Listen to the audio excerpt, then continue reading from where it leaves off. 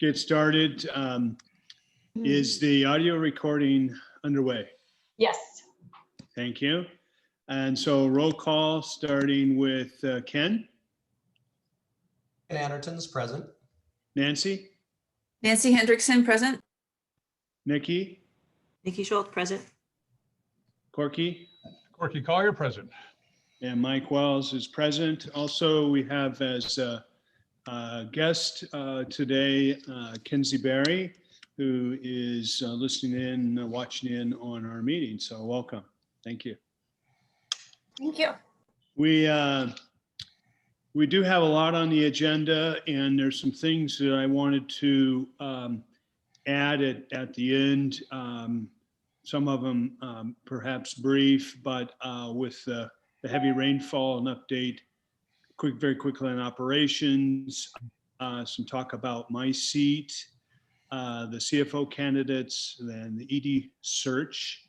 So if we could please, in the feasibility study projects with Evan, maybe pick up 5 minutes, and in the assets and liabilities with Bill, maybe pick up 5 minutes, and then Peggy on personnel budget, maybe pick up 5, then we could still finish at 3 o'clock, which for me is a hard stop to start another conference that I'm hosting. So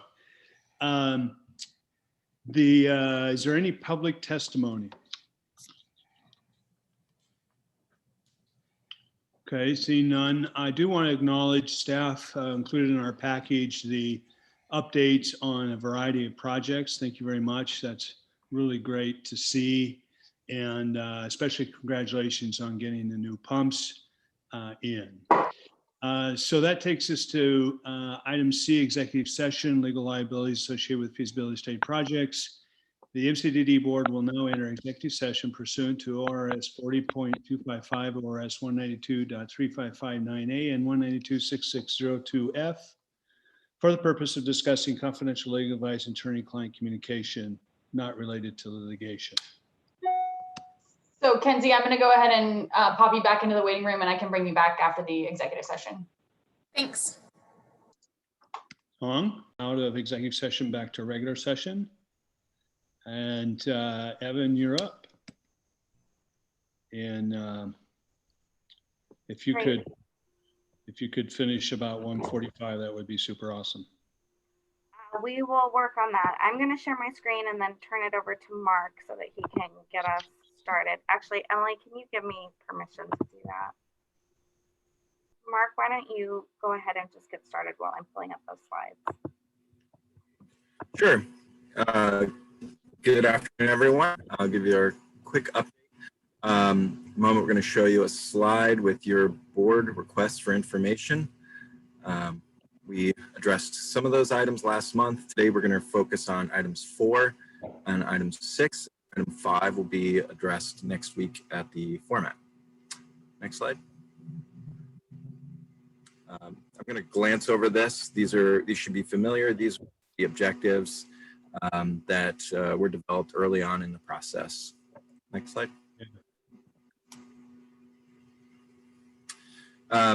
So some of the benefits that we've received from this study as it wraps up, obviously we received $3 million in geotech, hydro, life loss, and economic modeling, all at no cost to us aside from our staff time.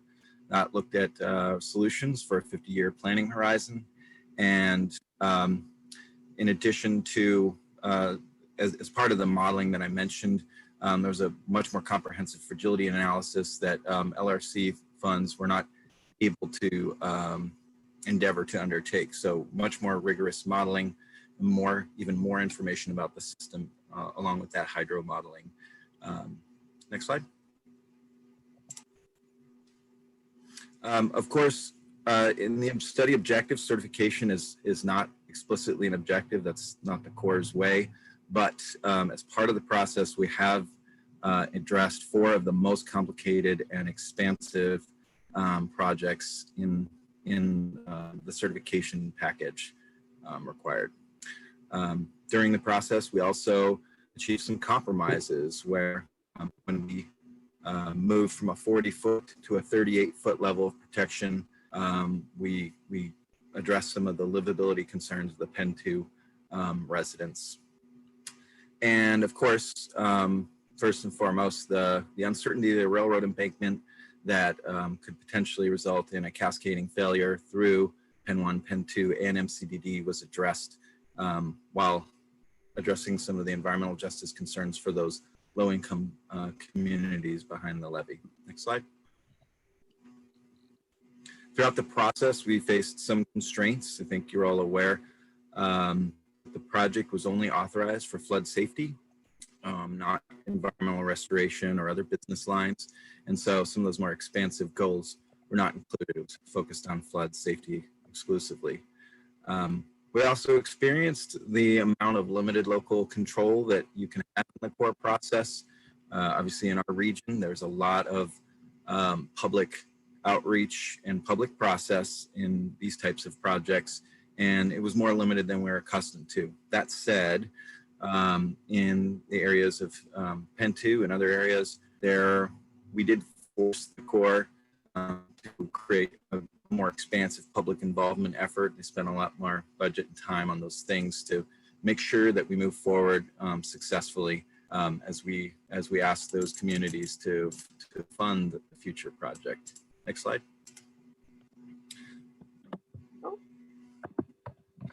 As far as the findings, I think you all are generally familiar. One of the biggest findings was the nature of the storm that we're addressing is changing. We're no longer dealing with the spring freshet. We're dealing with these warm winter events, such as we're experiencing the tail end of right now, a melt snowpack closer to our region that can't be controlled by dams. So that was a big finding. Next slide. We identified multiple levee stability and seepage issues. So going beyond what was just found during the normal RIP inspections and our normal activities, the more extensive modeling allowed us to identify some levee sections that we didn't have explicit concerns about or weren't pointed to, such as the cross levee between Penn 1 and MCDD, and the section of levee that MCDD is near MCDD headquarters that's directly exposed to external floodwaters. We also found a bunch of pump upgrades that will help improve resiliency and redundancy for the next 50 years and make us less vulnerable to failure of those pump stations during internal flooding events. Next slide. Non-structural measures, these are some things that you may have heard about in the TSP and not much since, but those were retained as originally proposed. A lot of outreach and flood hazard plan updates based on information discovered in this process. Next slide. As I mentioned, in MCDD, when a new upgrades, this was one of our certification projects, but the scope of that extended a little further south than originally anticipated to that section near MCDD headquarters. We also found a new low spot near Broughton Beach, and we addressed pump station concerns, capacity concerns, trash rate concerns, and some of which we will appreciate having those extra resources in addressing. Next slide.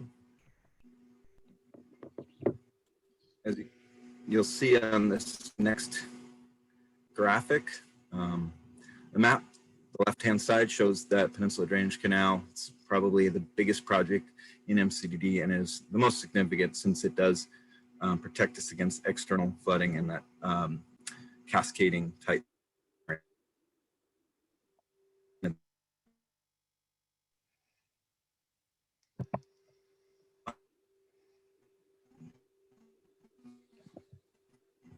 And in that slide, there was, of course, Broughton Beach minor low spot.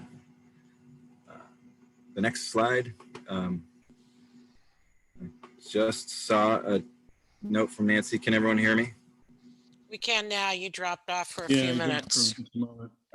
Okay. Well, I think these measures are pretty well. We're losing you again now, Mark. Okay. Maybe if you turn off your video, sometimes that helps with the Yeah, internet. How's that? yeah, we can hear you. Yes. Great. So we have in this slide, you can see the pump station 4 upgrades. Obviously, there was a total of 7 pump station resiliency and redundancy sort of power source emergency tie-in upgrades. I think we're all familiar. If anyone has questions, I'll take them later. I know we're pressed for time. Next slide. So what does this all cost? If we the next obligation is at the pre-construction engineering design phase, PED. The total cost is $11 million. The total local match is $3.85 million. Colin is going to address some thoughts on allocation methods for that $3.85 million. What follows later, and we'll talk more about this, the format is construction. The total project cost is $130 million, which includes a 25% contingency on the construction measures. And it also, the real estate portion of that has a 35% contingency on land costs. So the next item below is interest during construction. It's not truly interest. That is a markup the Corps calls interest, but it actually accounts for inflation factors during construction. So that's realized when they let construction contracts, when we go to let contracts for some of the relocations activities, we'll see those bumps as the construction phase will occur several years out. Excuse me, Mark, are these costs for overall 4 districts? This Yes. the match is combined the cost to the 4 districts, and Colin will address how that's allocated in just a moment. Nikki just asked, did you say 0.5%? No, it's a 25% contingency for construction activities and relocations, and 35% for real estate lands acquisitions. That's mainly easements. And I did want to point out that there's a 5% minimum cash contribution. Most of our costs will be incurred through real estate and relocations, as we discussed last month, but the 5% cash, minimum cash, it's important to know that we'll be credited the $3.85 million from PED towards that cash contribution, so that'll reduce that, and we'll talk about that again at format next week. So I guess coming to the end of my talk, I just wanted to give you a quick opportunity to ask any further questions on the projects or the costs or any other findings, anything else you had a question before I turn it over to Colin.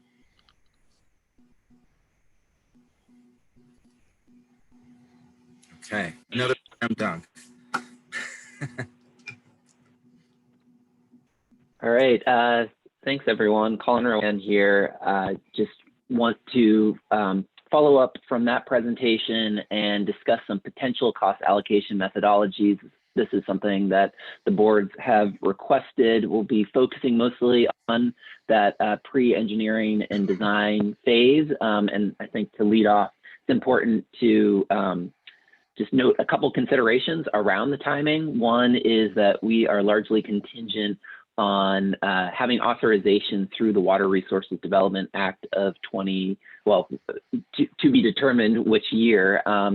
And so if we are authorized to continue in the project under the Water Resources Development Act, also called WRDA 2022, it would mean that we would be needing some level of cost share for pre-engineering design in very late 2022 or early 2023.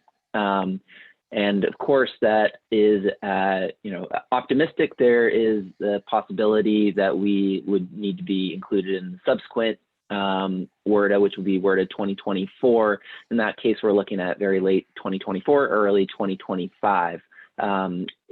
If we're authorized in thank you, Nancy.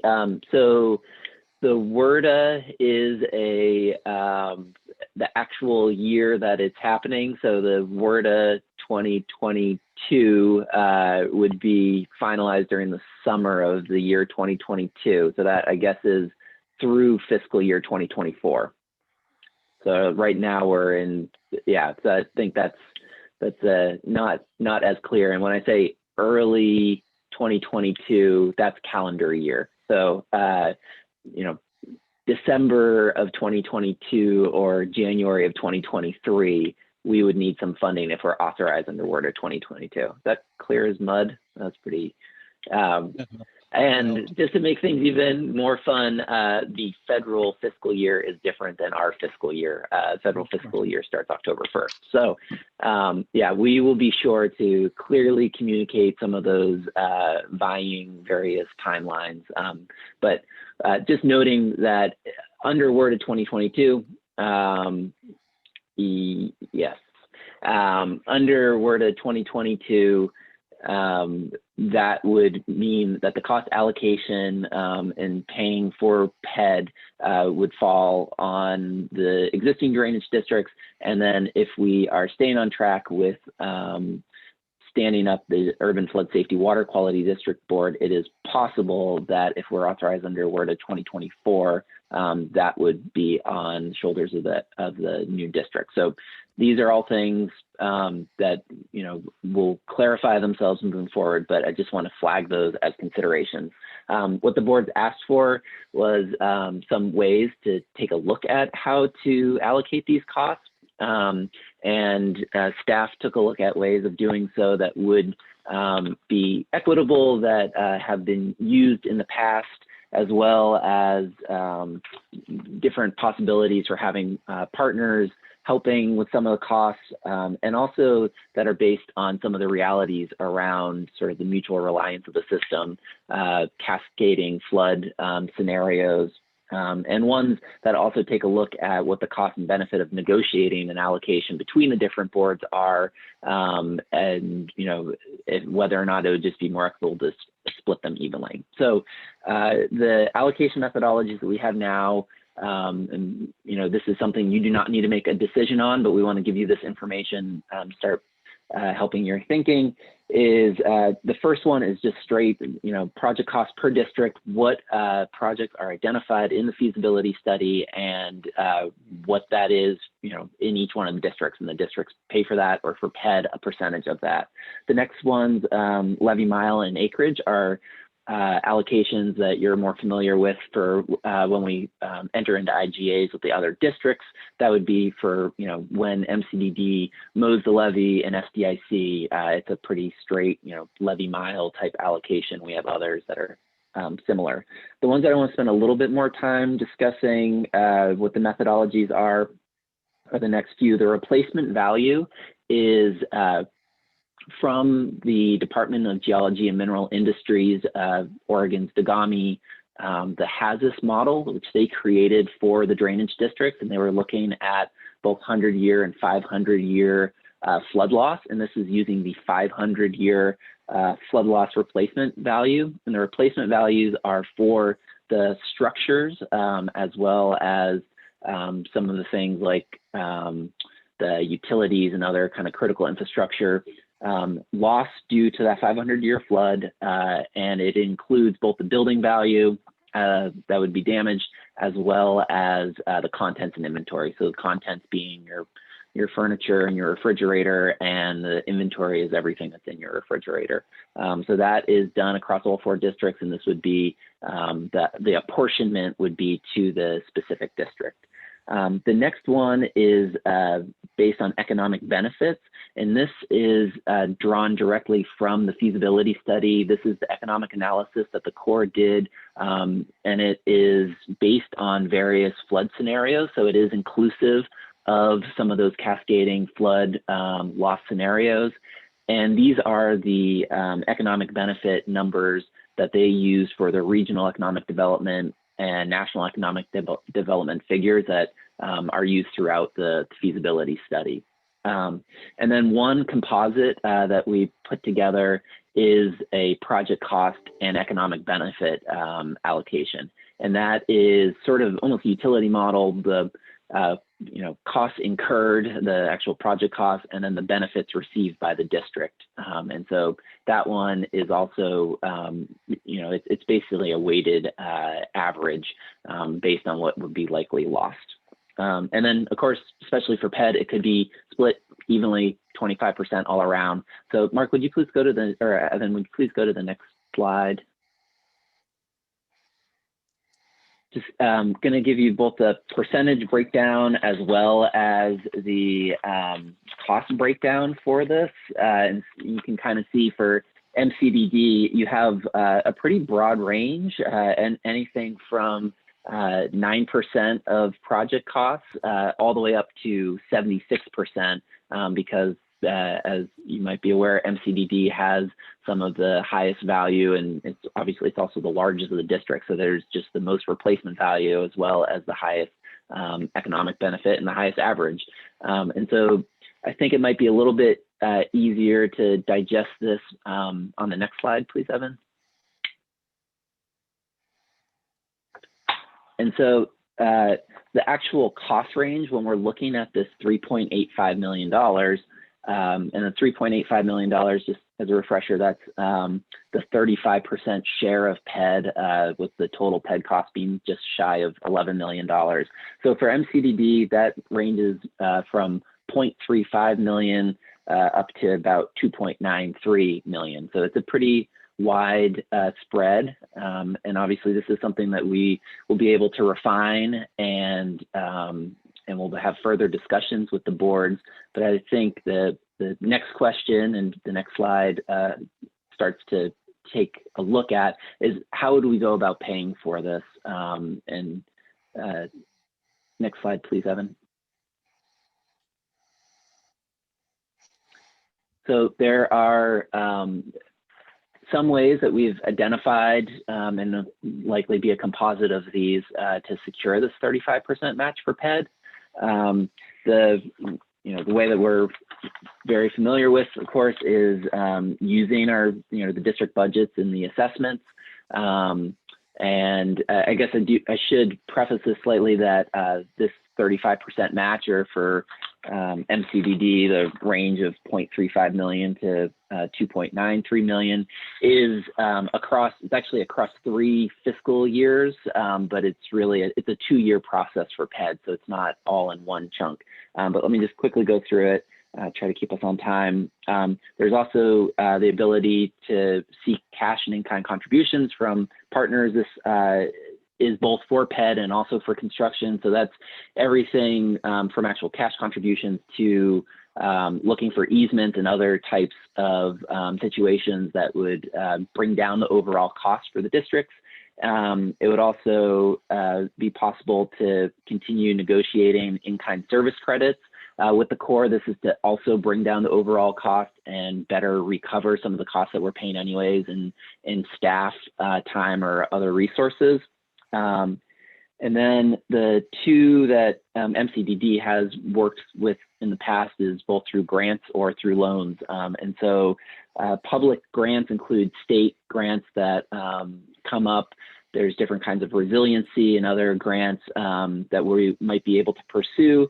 Private grants such as Pew Charitable Trust and some of their flood resiliency work. And then for public loans, that's something similar. The one that we're most familiar with is Business Oregon's Infrastructure Finance Authority loan. As long as work is moving towards construction, they're able to do planning and design types of loans. And then private loans would be a bank loan, which you also have familiarity with. Just to address a question that Corky had raised earlier, was a question whether or not be able to use the existing MCDD loan to pay for some of this. And the answer is probably not. Talking to our auditors as well as bond counsel, there has to be really a direct line drawn between how the loan funds are being used and the actual project that is constructed to be able to capitalize on that loan. And the issue is this is sort of there's not a direct line drawn between all of the funds that are put out there and the actual construction funding. So it's something that we can continue to look at, but the answer is probably not. But there are other options out there and other types of private or public loans to pursue. So I think I'm butting right up on time, so I'll stop there and take any questions.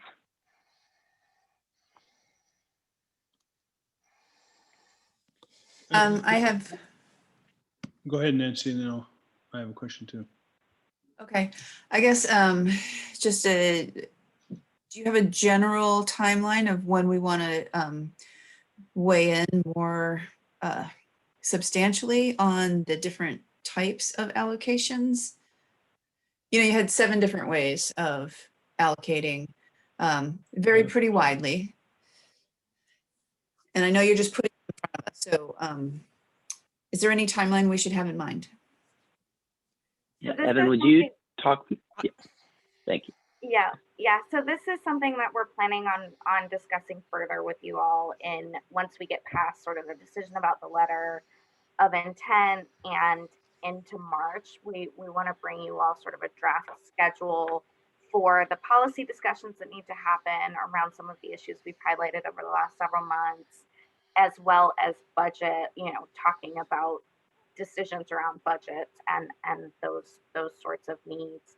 So we're working on that now and hope to have a couple, some options to discuss as we prepare for PED. Evan, this is Corky. I presume as you work on that, you're going to get a sort of a pros and cons of each approach. Okay. We absolutely can. And then it would also be helpful, I think, to look at the cost of construction based on each type of funding or each type of allocation, because whatever we set up for PED is likely to be used during construction, or am I wrong about that? The current thinking is that, so I just put that up. We did prepare it just in case you all asked. We just didn't present it. But the current thinking is that the new district will take over the for construction, and there's no need to allocate costs because there's no 4 districts anymore. So we'd only need to figure this out if for some reason the new district didn't have a revenue structure in place by the time construction needed to start. I think what I'm hearing Corky allude to is whatever we do in PED as we move into developing a rate structure, and though we would like to have it homogeneous across all districts, there may be some pushback on that very issue. And so, and this could be part of that conversation. And if I put words into your mouth, Corky, I am sorry, but that's what I was hearing. Right out of my mouth. Thank you. Okay. Yeah. And those are not necessarily, these are not necessarily, I'm not trying to make assumptions, but I do think we need to be looking forward toward, that end goal of making all the 4 districts kind of whole. Yeah. Are each of these legal ways you can assess? We'll have to do that research. If the assumption is going to be that we potentially use this methodology under the new district, we know these are legal ways for the drainage districts. We would need to do some more evaluation in terms of carrying these methodologies forward for the new district. Oh, that makes sense. And Ken, just to make a quick answer to that, as an example, I did, when Bill and I spoke to the folks down in Clackamas when they did their merger, they did some recognition of, for the first 5 or 10 years, I think first 5 years of the new rate structure, they took into consideration that some of the differentials between the 3 entities, but at the end of 5 years, everything got smoothed out. So just a thought in your head. Yeah. Yeah, thanks, I think Mary. that some form of that's probably going to have to be to make it politically feasible to at least a smoothing. Yeah. Yeah. But eventually, I think you want the same rate, right? Right. You try to calculate across multiple, Because areas. ultimately it's one system. Yeah. Well, thanks for the presentation on this topic and starting to introduce that allocation. I'm glad we'll have a chance to talk more about that as the spring comes along. So let's go to the next item, the CIP update from Bill. And Bill, if you might be able to finish by about 2 o'clock, that'd be helpful for us.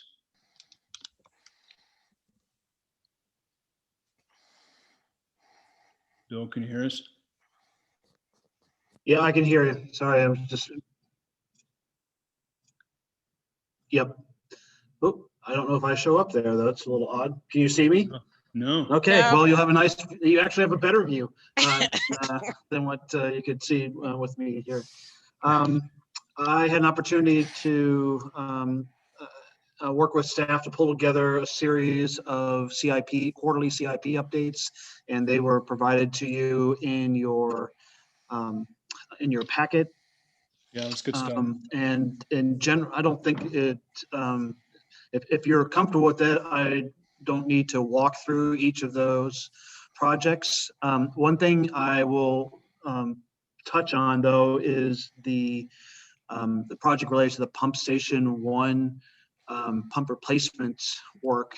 In there, you'll note that there is the project is technically over budget based on if you compare it with the cost per date and the approved budget that you passed last June of 2020. However, the amount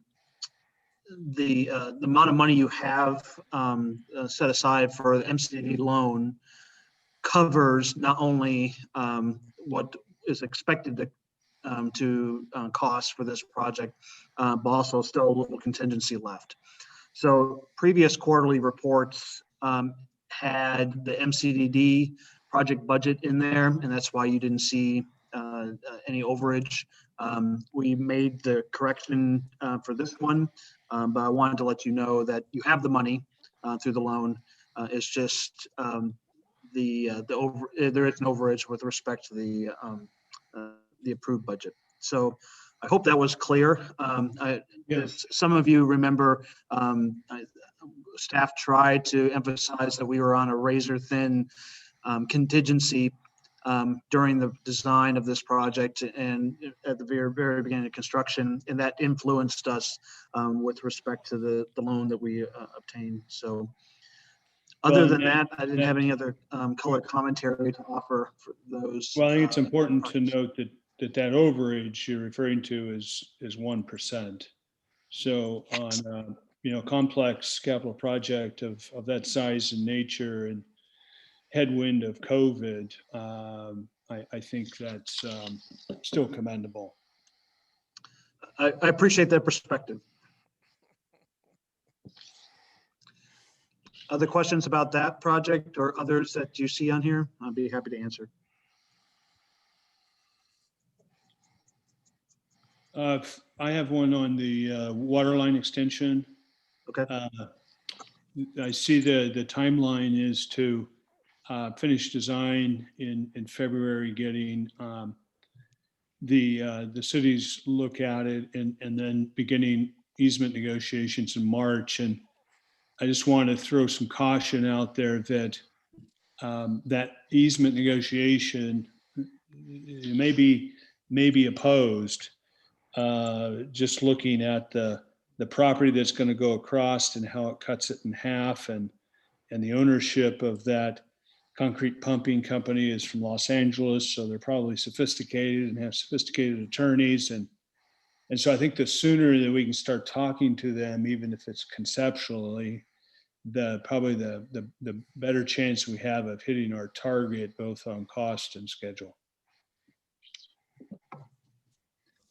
Yeah, I appreciate that those comments. We have connected with them already, at least the on-site staff.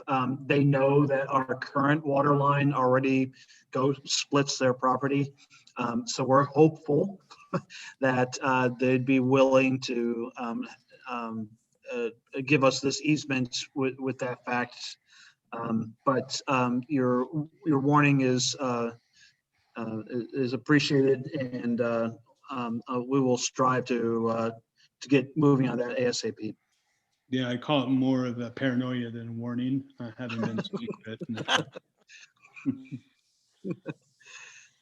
But It keeps you young. anything else on CIP? If not, Bill can transition into assets and liabilities. Right. Noted that it's well before 2:00, by the way. Yes, ring the bell. So if you could finish up this next segment about 2:20, that'd be awesome. Okay. But the clock's not ticking. Yeah, right. Let me see if I can share my screen here. Sorry, Emily, I don't have that capability.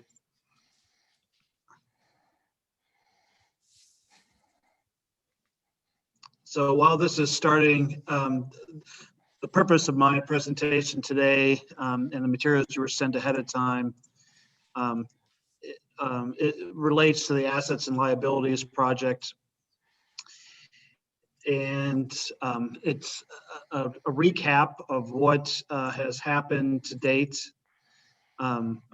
with the project. There's some material in here that tries to catch you up on and give you some reminders of what the project's all about, and in particular what staff and the board working group have been doing over the last month and a half or so to make progress. So with that, I'll get moving. The first slide deals with more of a reminder of what the project's about. As you recall, the ORS 550 states that your district and other districts and corporation need to transfer their assets and liabilities along with their duties over to the new urban district when it is formed. So this project was born to assemble that data and to value those assets and liabilities. And so they're in a position, the new urban district is in a position to accept those. Your very own Corky Collier is participating in the board working group, along with folks from the other 3 districts and 2 individuals from the new urban district in this working group. We benefit from support, facilitation support from Jamie Damon at Kearns and West, as well as Gordon Smith, our financial specialist from the FCS group as part of this effort.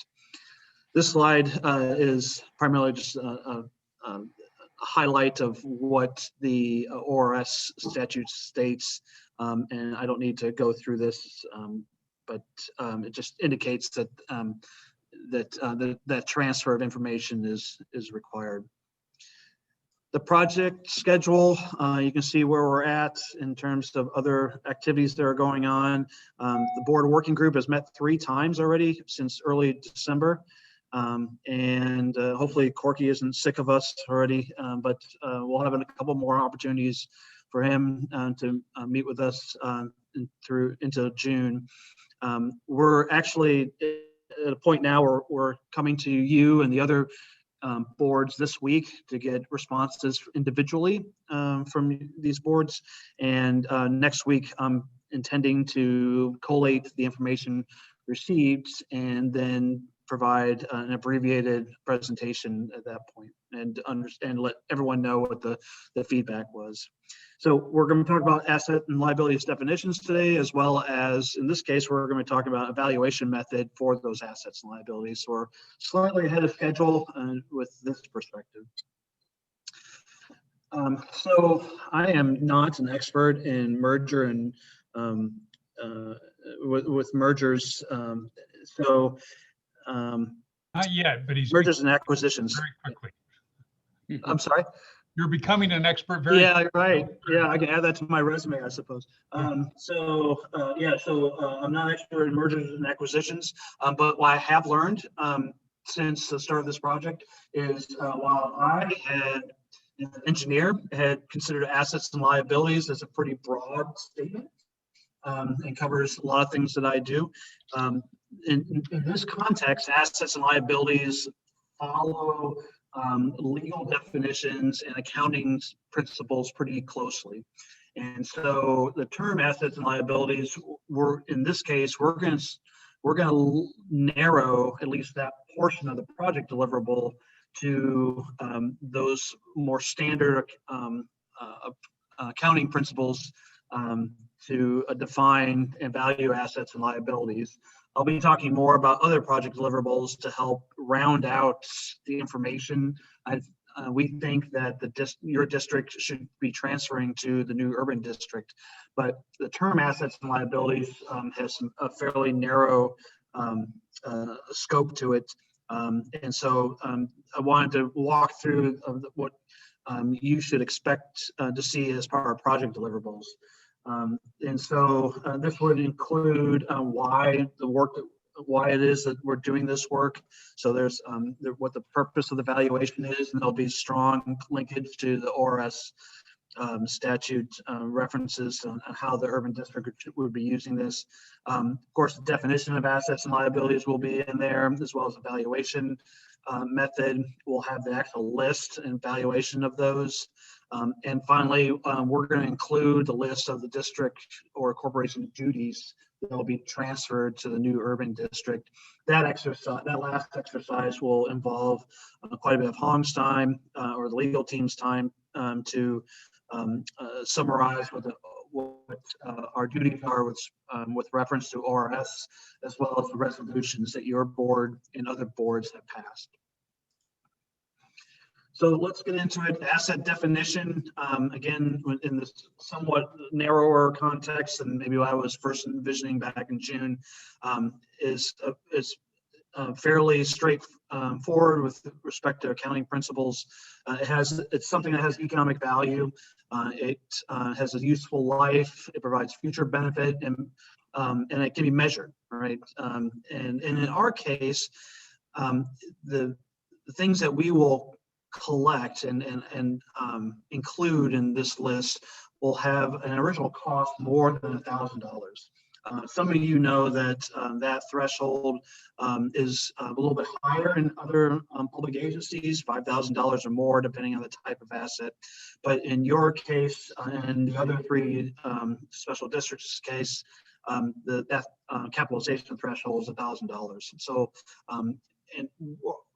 staff and the board working group feel this was an appropriate threshold to keep, because the assets and liabilities deliverable will match very closely with our current financial records and audit reports, which uses this threshold as well.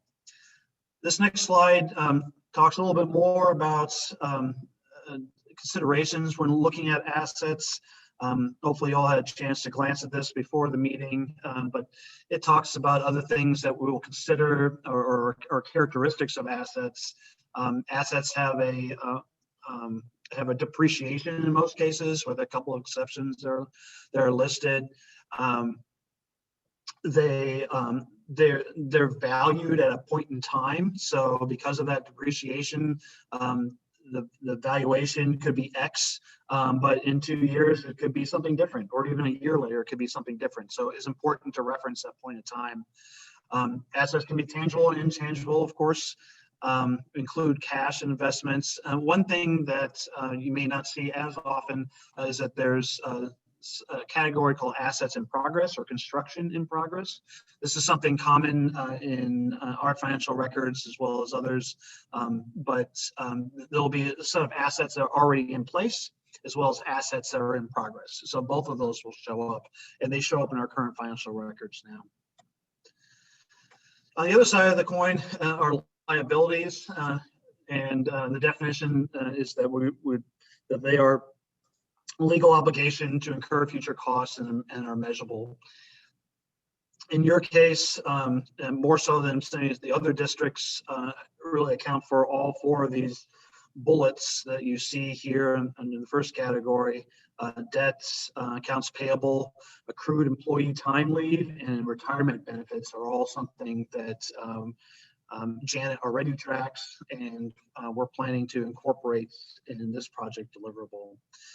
And this second category is something that I put in because it's the point where this assets and liabilities product big tangents away from what my original conception was. So that deliverable would not include proposed capital investments. So long-term CIP, feasibility study recommendations, levy accreditation projects, and others that you can envision or think about, all things that we are tracking very closely and that are important to us, but they don't fit cleanly into a traditional assets and liabilities effort. But they're important. And so what we're proposing is not only to have one deliverable that says here are assets and liabilities, but there are other considerations or below the line considerations, if you will. And those include what you see on your screen here. So the capital contributions. We're going to get a FEMA grant this year, for instance, to do some seismic assessment for Pump Station 1. There are contributions from major sponsors like the City of Portland or City of City of Troutdale. There are intangible assets, and some of them have value. The district paid $1 for certain easements back in 1940 as part of the levee improvements. But we also know there are several easements that we do not have. We just talked about actually one today regarding the water line, but also those along the levee and other pump stations. And so we need to make sure the new urban district recognizes and understands that those are voids and they need to be addressed. And finally, this last one on the sort of the southeast corner here are our list of estimated capital improvements that we've identified. And I listed some of those in the previous slide, but those are ones that we are very cognizant of and want to make sure that new urban district board recognizes as well. Bill, excuse me, before you move Yep. on, could you give me an example of list of capital contribution by major sponsor? Right. So I'm trying to think of one in MCDD currently, though I can't, but so two examples come to mind. One out in SCIC, the City of Troutdale just contributed half of the consultant cost to finish their drainage master plan. Yeah, I remember that. Okay. Yep. That's an And in example. Penn 1, the City of Portland is contributing a couple $100,000 towards some operation and substantial capital improvements in Penn 1 as well. So those are two examples I can think of off the top of my head. That's great. Thanks. Yep. Right. Another example, I guess, would be the Port of Portland also contributed money towards the completion of the Trip Weir. That's another example. So those are the definitions and for assets and liabilities and what the project's deliverables are.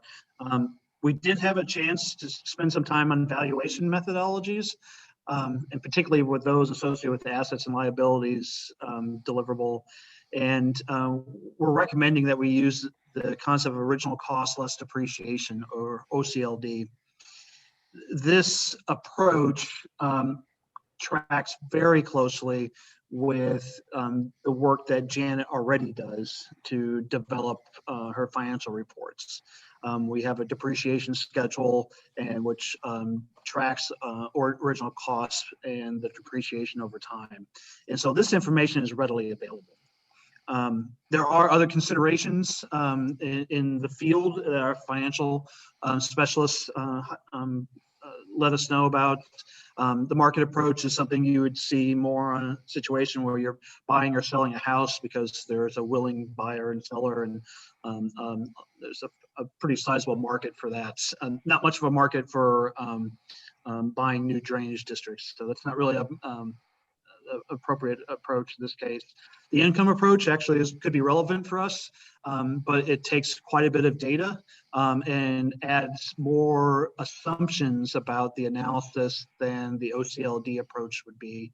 And ultimately, our financial specialists felt that the end result wouldn't be noticeably different than the OCLD method. So a lot of efforts, a lot more opportunities for questions to come in with assumptions with not much gain. So we didn't think the income approach was appropriate. two cost approaches, the OCLD method I just described. There is also one that focuses more on replacement costs, but that's more applicable when you have very new assets that were just put in place. You have a couple of those situations, but the majority of yours, and certainly a vast majority of the other district's assets, are not new. So for those reasons, the OCLD is recommended to be used for this project, and to value those assets and liabilities that would be transferred to the new urban district. Next steps involve this meeting. In fact, you're the fourth of the 4 districts that we're talking to about this topic. Next week, as I said, I'm going to compile information that I've heard from the 4 districts, and then give an abbreviated presentation about this topic, just so all 4 members of all 4 boards hear the same information. Moving forward, we're going to start applying that valuation method.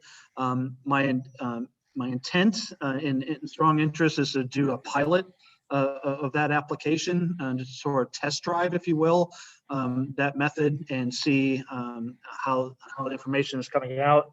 And we would share the pilot results with the board working group, then with your group, the full boards as well, just to give you a sense on how things are going and what adjustments we might be considering. And once we pass that step, we would apply it to the entire set of assets and liabilities and future capital investments and so forth. So that is my presentation. So I'll stop there and entertain any questions or comments. Good presentation. Any questions for Bill? I guess I'll before I jump the gun there a little bit. Corky, as I said, was part of the board working group. I want to give him an opportunity to add any other color commentary to what I offered. I don't have much more to offer. I just maybe to point out that it's really easy to overthink this problem. For example, the threshold, whether it's 1,000, 5,000, 10,000, was one we spent a fair bit of time discussing, and then realized, well, we already used 1,000. So why are we trying to come up with something new? Let's just use what we already have. So it's easy to overthink the problem, but we don't want to risk disagreement between the districts. When we start valuing a district and everything they have, if you undervalue it, you're going to offend somebody. And that offense can then lead to some big disagreements, and that can really torpedo what we're trying to do here. So that's that we don't want to overthink it, but at the same time, we don't want to offend somebody. We don't want to undervalue what the other districts have. So I guess the question for you is, what concerns do you have that we should take back to this working group? And also, what concerns do you think we should be anticipating from other districts, for example? Well, Bill, this is even better the second time around. I heard it, so good job, bud. I think, Corky, I think there's going to be some sensitivities about, one district. It's going to be not only the assets, but it's going to be, who budgeted for what over the long time, and who took care of their assets, and who has money in the bank and all that. At the end of the day, I think this matters about that sensitivity we talked about earlier, is having some sort of, staggered rates so there's not a huge bump in rates for one area versus the other. And so that's going to be really what matters, is what the dollars people are paying out. But this is great work. It needs to be done, needs to be documented, what values are, what assets the district has, and what they're going to need for the levy ready, with land acquisitions and pump replacements and all that. But I think we also have to keep in the future what it's going to be used for.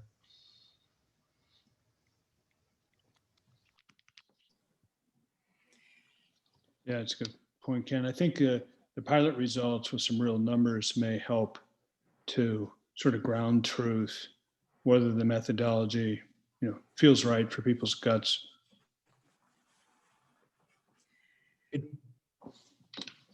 Yeah, I thought this was a great presentation. I look forward to the pilots because that's when it does start to sink in. I think you made a great case for the two considerations. I guess one is the asset valuation. Well, the two things in here that you discussed pros and cons of doing different ways, that we're going with what we're currently using. Makes sense. And it certainly makes it easier for now because it's a direct connection. We have the data, that kind of thing. And I assume you're thinking of moving forward too, like when we dump all this into the new, we all slurp into the one new big district that it will, we're looking forward to that day and it will make sense. I mean, that's why we're doing this, right? Yeah, and I think that's really a concern for the urban district. It's probably not something we're going to spend a lot of time talking about here at MCD. I don't think. Bill, correct me if I'm wrong here, but certainly that's the point. Is let's try and make everybody whole. Let's try and kind of even up the districts so that one district's not taking on a lot of liabilities from another district. And once we get to that, relatively even spot, whether that happens next week or 5 years or 10 years from now, I don't know. But at some point, that will be evened up. And then we're all one big happy family and we don't have to worry about it anymore. I want to go to those Thanksgiving dinners. Now, Bill, is there any government accounting requirements for how you value improvements that you looked at? That's an excellent question. I have not heard of any, but I will ask. That's why we have the financial specialists on contract. It might be a question to ask your auditor. Yeah, thank you. Any other questions for Bill? Nice presentation. Yeah, I appreciate that, and I apologize for Ken. I was distracted at my my previous I was distracted in the previous presentation. So practice makes perfect a little bit. So there's no concern that I'm hearing that we should be taking back to the working group. Everybody seems pretty happy with where it's going right now. I'm happy with it. Great news. I think it's good work. Thanks. Yeah. All right, let's move to, we're still with Bill. Executive session on the gate tower. The MCDD board will now enter executive session pursuant to ORS 40.255, ORS 192.3559A, and 192.6602F for the purpose of discussing confidential legal advice and attorney-client communication not related to litigation. So I suspect we'll have Bill and Hong here, and I think we've got 15 minutes for this topic, so that takes us to about 2:35. Okay. And we also have to have Kenzie. Okay, go ahead, Emily. Yeah. Bye, Kenzie. Take care. Thanks. Thank you. Personnel budget topics for Peggotty, and then to the extent that you can, I'd like to leave a bit of time to discuss my seat, the CFO candidates, and the ED search. And I will ask at this point that any staff that does not need to be involved in this discussion step out. I do believe, Tracy, do you have the slides? Yes. One moment. You can pull those up. It's only a couple slides. What we're in the process of preparing for next year's budget and increases for staff. And we've done some research. The staff is going through performance reviews now. We're starting to understand what we need. So I'm going to let Tracy hit the first one really quickly, and then I'll cover the next two. Okay, thank you. Good afternoon, members of the board. So in preparation of the merit increase proposal presentation of today, Peggotty tasked me with surveying different agencies to gather COLA and merit increase information for this year. And so you can see the list of agencies on this slide that I contacted. The findings of that informal survey provided a good landscape of COLA and merit increase amounts. And also, I think the HR managers and staff that I was able to get in contact with also provided some brief information about the impacts of scheduled increases and the pressures of COVID-19 and fires and how that landscape has affected the budgets. Overall, you can see the range of results here. And on the next slide, Peggotty will provide her recommendation with consideration of this informal survey, the finances of MCDD, looking at the next 5 years to come, and then finally, just really recognizing the fact of how hard our employees have worked in 2020 and the engagement that was shown despite the pandemic and everything else that happened. Yeah. So as I'll just pick it up where Tracy left off, and I do want to say, I want to acknowledge and reward employees for the amount of engagement that they've gone 180% over the last year based on everything that's been thrown thrown in their way. And I really want to do the best we can, to continue to encourage them to remain engaged and continue to contribute to the cause.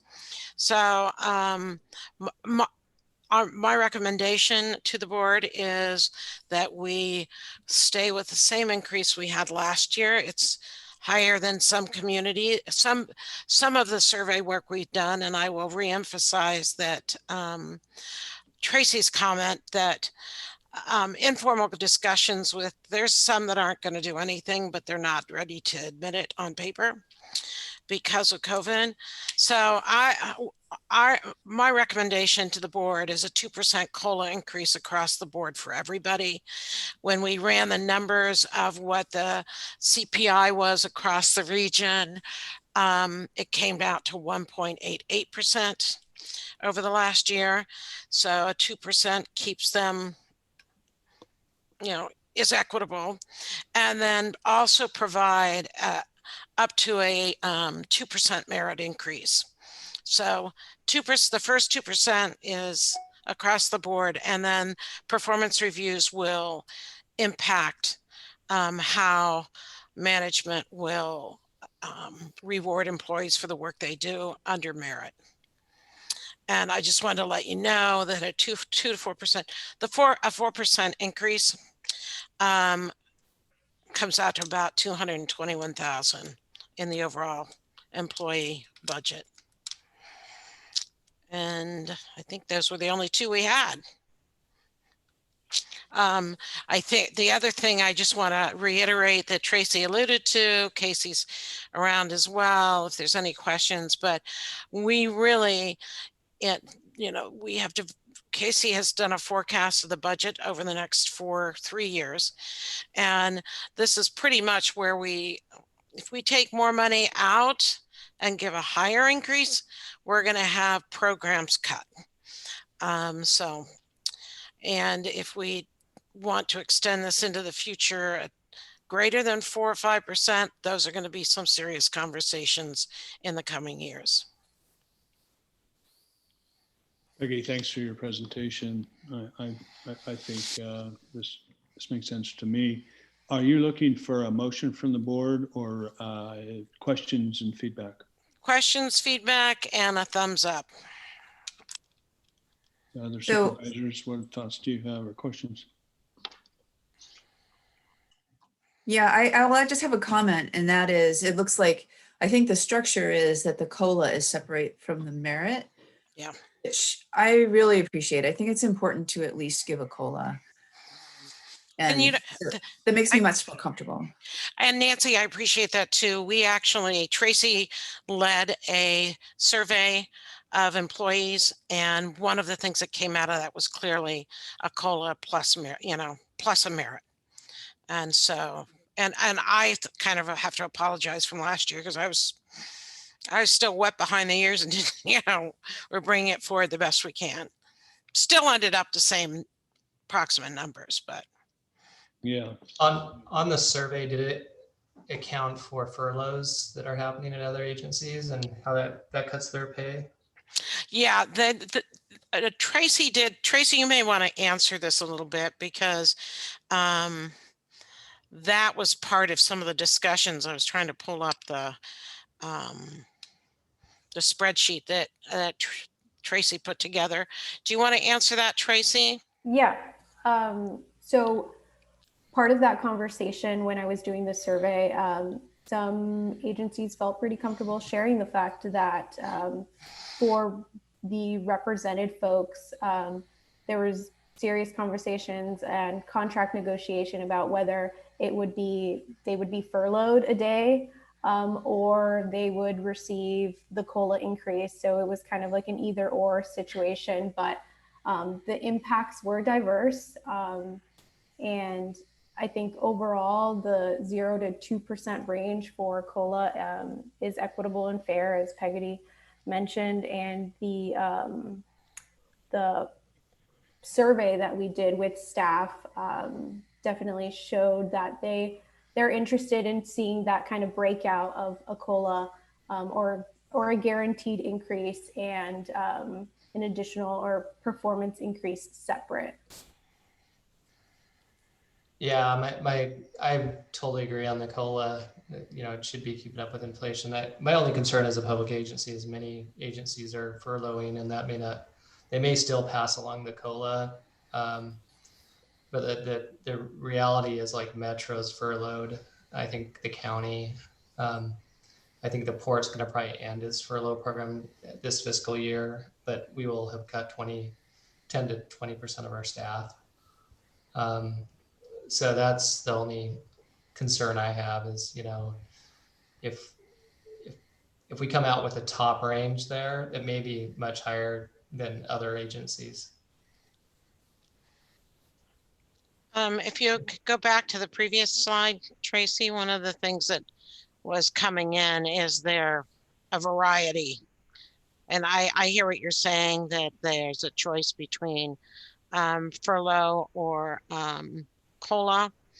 But my biggest concern is we don't have enough staff to take furloughs. Our staff is probably all working over and above their general capacity. And I think they have produced a tremendous amount of work this year as it relates to setting up a new board and staffing 7 various boards. I understand the perception, but I think if we stay at the 2% merit, it's not a high. Yeah, the debate there is going to be that other government agencies have taken on a huge load, like COVID response, vaccinations, health issues, and they furloughed and put burdens on other staff. So that's, I think politically there's some danger by going in high. That's just my own opinion. Would you suggest that the COLA be reduced, or the merit, or both? No, I think the COLA is what it is. There's no, you should always keep up with inflation, I think, as a base. The merit's the one I question a bit. That's typically in knowing governments, that's the area they cut the most. And then they also furlough, which reduces pay. Prosper's, I believe, announcing another round of layoffs and furloughs. So, it could be that this is one of the few agencies that are seeing increases. May I just throw in one comment? Yeah, go I ahead. think that the basis for most of the public agencies, at least the ones with which I'm familiar, who are furloughing people, is because they've got revenue issues. They're losing revenue. They're getting less revenue than they expected. We're not, because our revenue base is largely intergovernmental agreements and the assessments that come off the property tax, and we're collecting those assessments at a rate consistent with prior years. I don't want to get into the politics of it. I'm just, and I Yeah. appreciate your point, Ken, but we are in a little different boat here. I agree, but those same public agencies are paying a lot of the salary costs of the organization. So they're furloughing and cutting their own and not giving their own employees pay raises, but they're paying we've asked all our vendors to cut. So, you know, that's just the reality of it. We're kind of, this is difficult because, you know, you want to reward staff that are working hard, but also you have the political reality of other agencies that are cutting or not giving raises to their own employees. Nancy? Yeah, I hear you, Ken. One thing a couple of things. It's pretty small.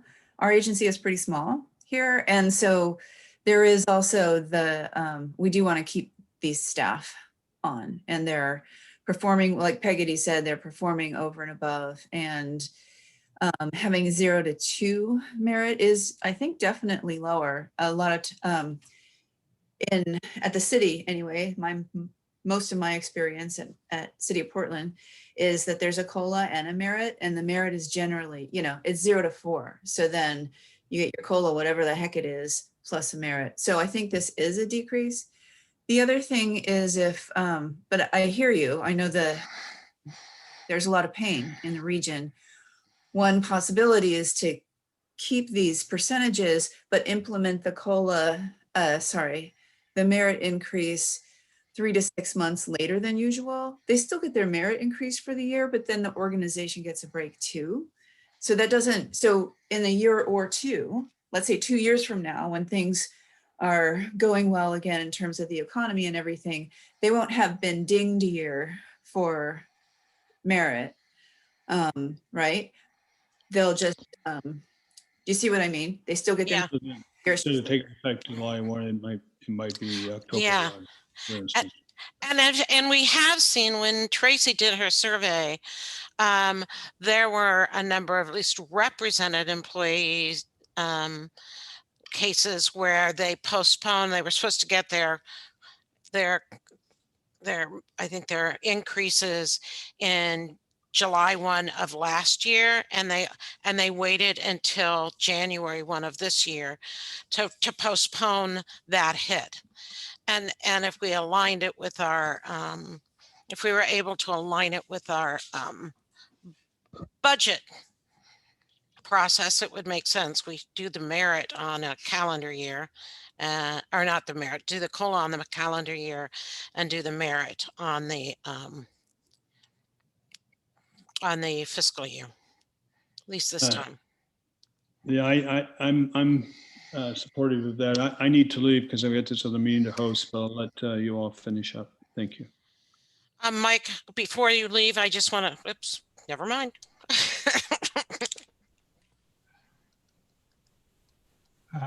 Well, I think this is a good plan. Definitely like the COLA and the merit being separated. Up to 2% merit seems reasonable to me. I would suggest, though, if you're not already planning it, to make sure that all the staff knows about this conversation and these thoughts, because it is a difficult choice. And we want to make sure that they understand that if it was just what we wanted to do, it would be even higher merit. Yeah. We understand the value they bring. We understand how much work they've been putting into it, but it is a matter of perception. It is how this affects our partners that are taking bigger cuts. You know, one way to put it, for example, is, you know, I've had more than once, I've had people come to our association say, you know, I love being a member. I'm going to be a member in the future. I have to stop this year because I can't write a check for your dues while I'm laying Mary Jane off. Yeah, You know, yeah. and I understand it. It's a terrible position to be in. And we also have a general obligation bond battle coming up that we need to be aware of that perception. So I think this is a good plan. I support it. Hand thumbs up for me. But I really want staff to know how difficult this is. A decision was. More, yeah. What I was planning to do anyway is send out a notice on what transpired in this meeting, and that will be part of that note. So is everybody okay? Did I see thumbs up on that approach? Okay. Okay. There it is. There it is. It needs to be that big for me to see you anymore. One thing I wanted to hit really quickly is to give you guys, I know that Mike wanted to talk about the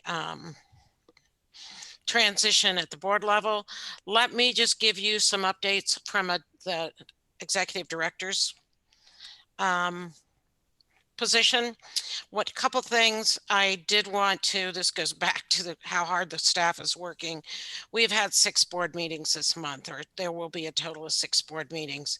That's 2 a day for 2 days and 2 next week. And none of those, oh, we don't need this one. No, well, you can leave it up. So we are, couple things I want to let you know. They're working hard, and please provide a little breathing room for them where we can. I want to give you an update on the CFO status. We've narrowed down from over 30 candidates. We're now down to 2 very strong candidates. Both we feel really excited about. And our goal is to make the final decision at the end of next week and have somebody in February. So the other is we have gone through an executive recruitment. We have a contract with Mary Rowe at Workplace Results LLC. I don't want to go through a lot of detail. It's just mostly let you know she has extensive experience in the area. I think we've laid out a plan that looks really strong. And if you can go to the next slide, please. We just want to talk about, to maintain confidentiality of process and candidates. We want the role of the board members, and you all needed to make a decision on who you want to represent you on this committee.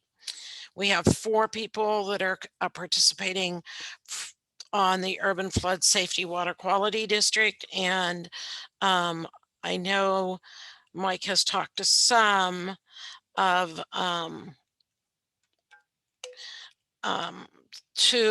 about who from this board wants to participate. But we will be moving forward. I think you can even skip this one because I don't think we'll skip it. This is a little bit of the schedule that lies ahead. I'd like to know who wants to participate in this process ASAP so we can fold you in. We did use the information that came from the survey that we conducted, and I think about 50% of the board members responded to the survey. And 2 items really came to the surface: ability to navigate complex financial, operational, legal, technical, and political challenges for effective strategic solutions was number 1 from the board. And the second was the ability to clearly articulate a vision, support coordinating multiple boards in meetings in the near term and for operational planning, policy, and financial needs, while keeping an eye focused on that long-term common goals that everybody is working toward. Those attributes were also identified. Staff, we also surveyed staff. Say of similar, their number 1 is ability to lead, motivate, and inspire staff through organizational change fully understandable. But their second one was the same as your first one, as the board's first one, of ability to navigate complex issues. So this is a good foundation for us to begin to build the, for Mary to begin to build the job description and announcement. So we're going to be going through that process, and we'll look to you all, whoever is volunteering to participate in this, to be able to be a part of this conversation. And I would assume we're looking at getting you some draft information in the next week or so. Oh, good. Nancy, you wants to participate? Anyone else?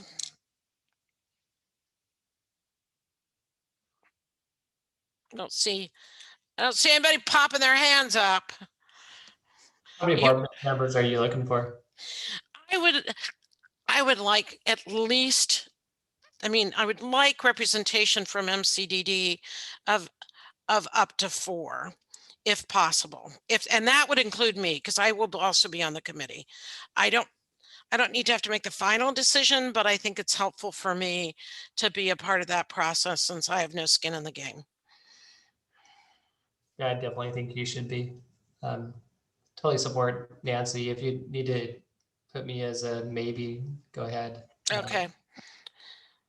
Well, once it goes down in ink, Ken, and it was just went down, so and then we'll have Mary. So it'll keep us. The 4 people that are coming in from the Urban Flood Safety are Mary Helen, Bob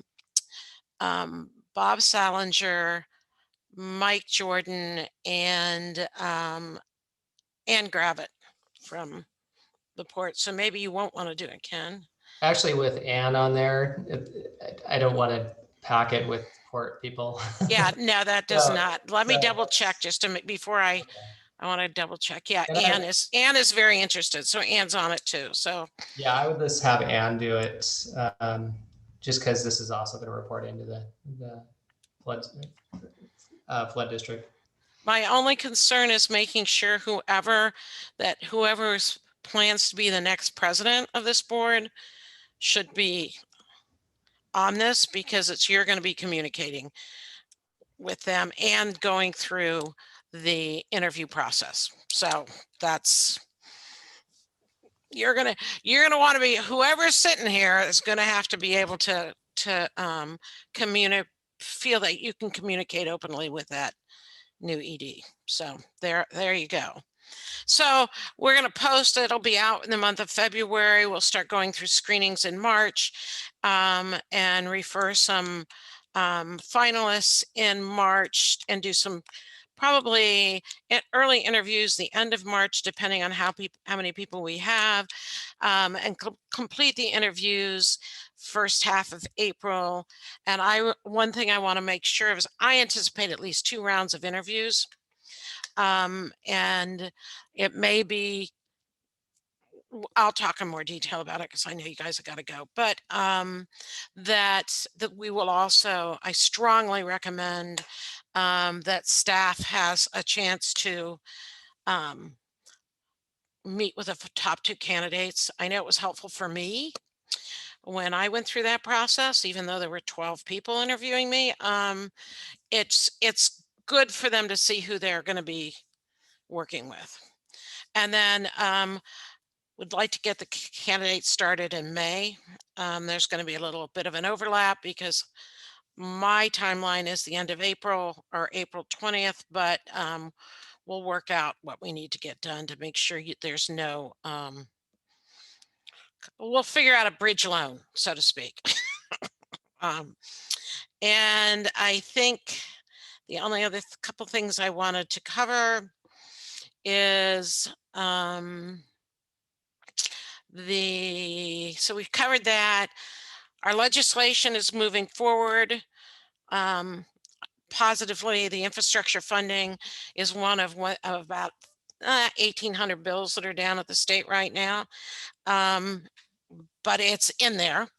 And with Tina Kotek maintaining Speaker of the House. It's to our benefit for the Urban Flood Safety Water Quality District to get some potential more money next year in the next biennium. I also want to let you know, as far as assessments are concerned, your assessments projected for this year was going to be about 4.5 million. And you collected last year 93% by this time, and this year you're at 92%. So we're yeah, it's nothing to get stressed about. I feel pretty good.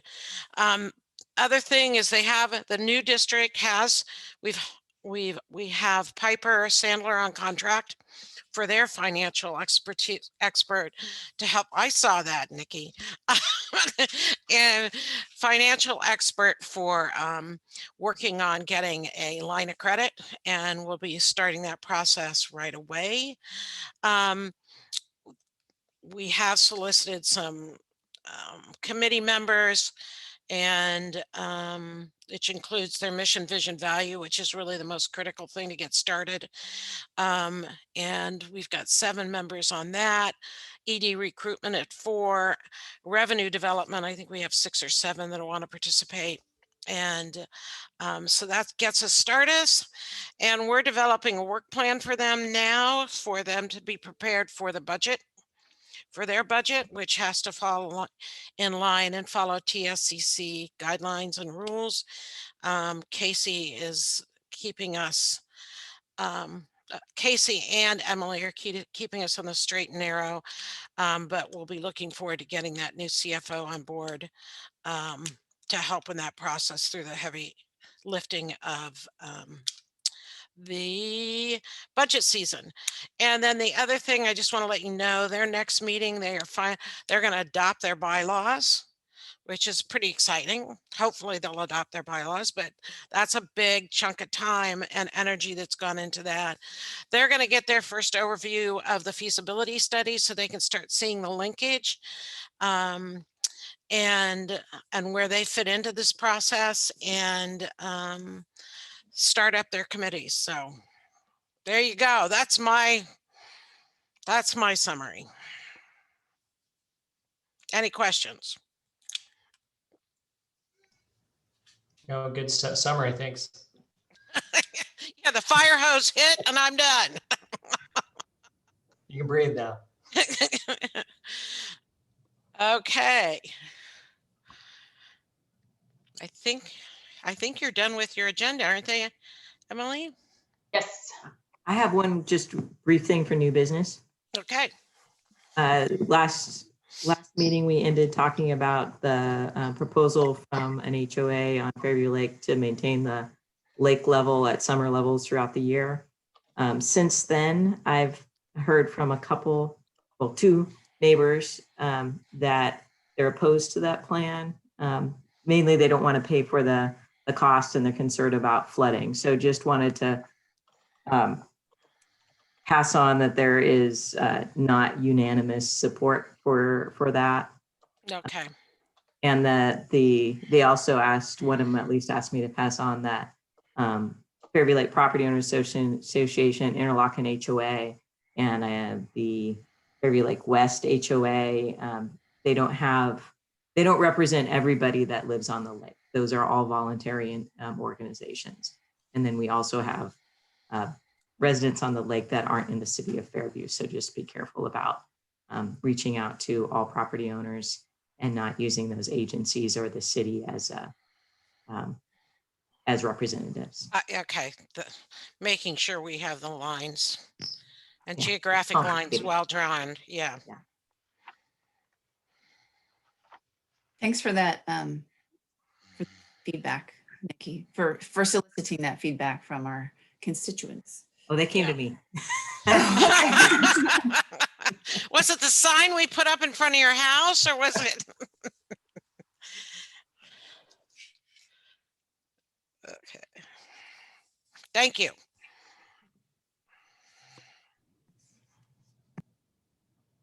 So are we adjourned? We're adjourned. All right. All right. We're gonna miss. We're adjourned. All right, thanks.